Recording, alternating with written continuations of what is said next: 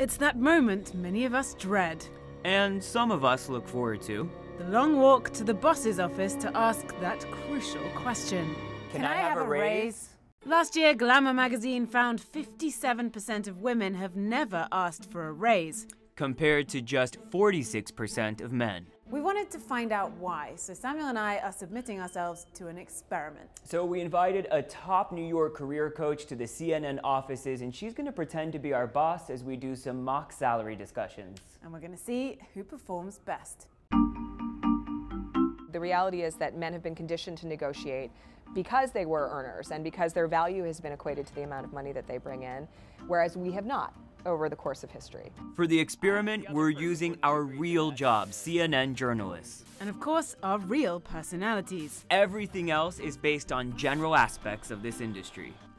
Hi. Hi. How are you? I'm good, how are you? Good. Hey boss, Hey. good to see you. Good to see you. What can I do for you today? Well, I've been going over some of the numbers with HR. Right from the start, the difference is stark. Scattered eye contact, and your body language was sort of hanging back a bit, and the wringing of the hands. Sam came in very forcefully. He was face forward here, strong spine, very confident in the way that he projected his ask. Generally, the raise that we give to everyone every year for good performance is 3%. We both decided to ask for more than 3%, the average pay rise across major US employers this year. We didn't tell each other exactly how much more. So I wanted to discuss whether we could look at perhaps a slightly higher than average increase this year, maybe around 6%. I really think that a 10% raise would be reflective of the type of work that I've been doing. It's an issue because most women will come in and negotiate at their bottom line. If you do not come in at higher than what you want, there's nowhere to meet in the middle. So first, you start high. Then you have to justify it.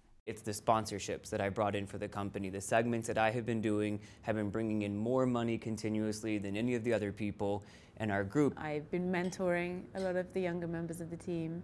I'm helping them to kind of discover their own talents. While I talked about what HR execs call soft skills, I went straight for the bottom line. This is a very standard, expected gender differential in the way that men and women negotiate. But when it comes to money, money has to equal money. And so what you're bringing in really needs to be the first justification. Did we get the raise? Yes. Both of us? Both of you, yes. Different amounts?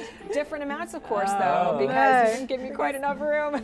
I could come back and say to him, fine, you're getting 6%. You asked for 10, I got you 6. But you probably would have ended up with 5. Sebastian, And Samuel Burke, CNN Money, New York.